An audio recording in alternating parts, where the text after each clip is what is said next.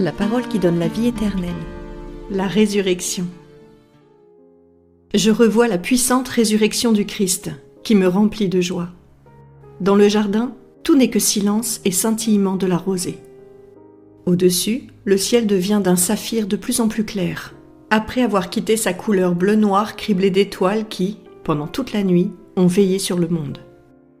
L'aube repousse de l'Orient vers l'Occident les régions encore obscures, comme le fait l'eau lors des marées hautes, qui avance toujours plus pour recouvrir la plage et remplace le gris-noir du sable humide par le bleu des eaux marines.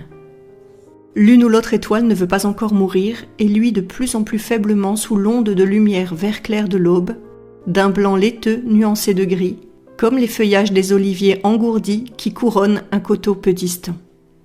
Finalement, elle fait naufrage, submergée par l'onde de l'aube, comme une terre que recouvre l'eau.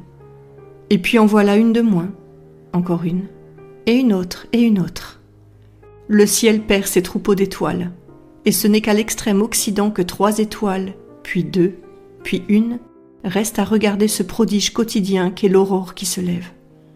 Quand, du côté de l'Orient, un filet de rose trace une ligne sur la soie turquoise du ciel, un soupir de vent passe dans les feuillages et sur les herbes et avertit « Réveillez-vous, le jour est revenu !» Mais il ne réveille que les herbes et les feuillages qui frissonnent sous leurs diamants de rosée, émettent un bruissement ténu, mêlé à l'arpège des gouttes qui tombent. Les oiseaux ne se réveillent pas encore. Dans les branches touffues d'un cyprès de grande taille, qui semble dominer comme un seigneur dans son royaume, ni dans l'entrelac confus d'une haie de lauriers qui abrite de la tramontane. C'est dans des poses variées que les gardes, transis de froid, gagnés par l'ennui et ensommeillés, veillent sur le tombeau. La porte de pierre a été renforcée, sur ses bords, par une épaisse couche de chaux, comme si c'était un contrefort, sur le blanc opaque de laquelle se détachent les larges rosaces de cire rouge portant le sceau du temple, imprimé avec d'autres directement dans la chaux fraîche. Les gardes doivent avoir allumé du feu pendant la nuit, car on voit encore de la cendre et des tisons mal éteints sur le sol. Ils ont aussi joué et mangé, car je vois, répandus sur le sol, des restes de nourriture et des osselets bien polis, qui ont servi certainement pour quelques jeux, comme notre jeu de domino ou nos billes. Ils ont pour cela utilisé un échiquier rudimentaire tracé sur le sentier. Puis ils ont tout laissé en plan par lassitude et essayé de trouver des positions plus ou moins commodes pour dormir ou veiller. À l'Orient, une étendue rose s'agrandit de plus en plus dans le ciel serein où, par ailleurs, il n'y a pas encore de rayons de soleil. C'est alors que surgit de profondeurs inconnues un météore resplendissant qui descend, telle une boule de feu à l'éclat insoutenable, suivi d'un sillage rutilant qui peut-être n'est que le souvenir de son rayonnement sur notre rétine.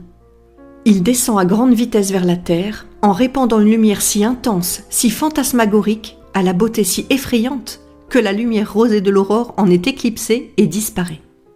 Surpris, les gardes lèvent la tête, parce que cette lumière s'accompagne d'un grondement puissant, harmonieux, solennel, qui remplit toute la création.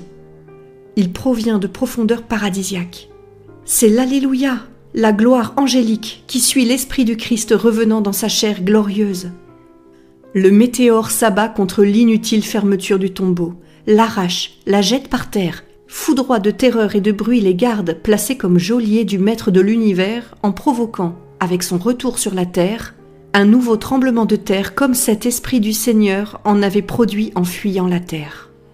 Il entre, éclaire le tombeau de sa lumière indescriptible, et pendant qu'il reste suspendu dans l'air immobile, l'Esprit se réinfuse dans le corps du Christ sans mouvement sous les bandes funèbres. Tout cela se passe non en 1 minute, mais en une fraction de minute, tant l'apparition, la descente, la pénétration et la disparition de la lumière de Dieu a été rapide. Le « je le veux » du divin esprit à sa chair froide n'a pas de son. L'ordre est donné par l'essence à la matière immobile. Aucune parole n'est audible par l'oreille humaine. La chair reçoit le commandement et lui obéit en poussant un profond soupir. Rien d'autre pendant quelques minutes. Sous le suaire et le linceul, la chair glorieuse se recompose en une beauté éternelle, se réveille du sommeil de la mort, revient du rien où elle était, vit après avoir été morte. Certainement, le cœur se réveille et se remet à battre.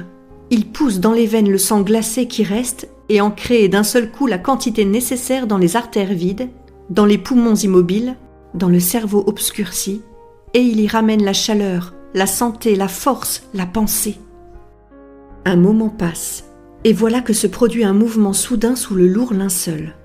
C'est si soudain, depuis l'instant où Jésus bouge sûrement ses mains croisées, jusqu'au moment où il se tient debout, majestueux, splendide dans son vêtement de matière immatérielle, surnaturellement beau et imposant, avec une gravité qui le change et l'élève tout en le laissant lui-même, que l'œil n'a qu'à peine le temps d'en suivre le développement. Et maintenant, il l'admire. Jésus est fort différent de ce que la pensée peut rappeler. Il est en pleine forme, sans blessure ni sang, mais seulement éblouissant de la lumière qui jaillit à flot des 5 plaies et sort par tous les pores de son épiderme. Il fait son premier pas. Dans son mouvement, les rayons qui jaillissent des mains et des pieds l'auréolent de lames de lumière.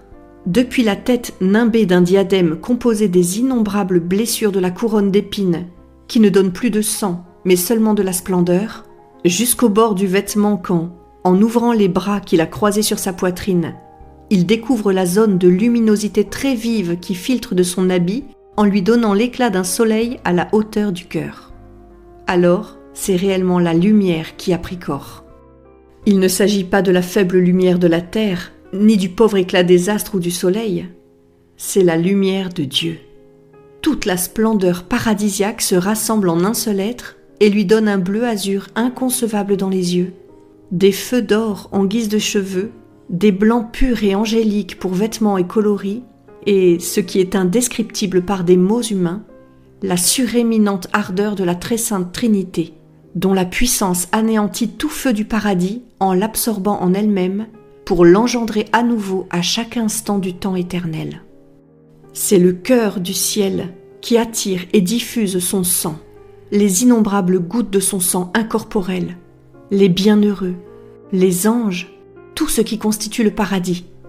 L'amour de Dieu, l'amour pour Dieu, voilà la lumière qu'est le Christ ressuscité et qui lui donne forme. Lorsqu'il se dirige vers la sortie, et dès que l'œil peut voir autre chose que son éclat, voici que m'apparaissent 2 clartés très belles, mais semblables à des étoiles par rapport au soleil, chacune d'un côté du seuil, prosternées en adoration pour leur Dieu qui passe, enveloppé de sa lumière, avec un sourire qui béatifie. Il quitte la grotte funèbre et revient fouler la terre que la joie réveille et qui resplendit sous sa rosée, parmi les couleurs des herbes et des rosiers, sous les innombrables corolles des pommiers qui s'ouvrent par prodige aux premiers rayons du soleil qui les frappe et au soleil éternel qui avance sous eux. Les gardes sont évanouis. Les forces corrompues de l'homme ne voient pas Dieu, alors que les forces pures de l'univers, les fleurs, les herbes, les oiseaux, admirent et vénèrent le puissant qui passe, nimbé de sa propre lumière et de celle du soleil. Devant son sourire et sous son regard qui se pose sur les fleurs, sur les ramilles, puis s'élève vers le ciel serein, tout devient plus beau. Les millions de pétales qui forment une mousse fleurie au-dessus de la tête du vainqueur prennent une teinte plus soyeuse, plus nuancée. Les diamants de rosée se font plus vifs, et plus bleu est le ciel que réfléchissent ses yeux resplendissants, et plus joyeux le soleil qui peint de gaieté un petit nuage porté par un vent léger qui vient baiser son roi avec des parfums enlevés au jardin et des caresses de pétales soyeux.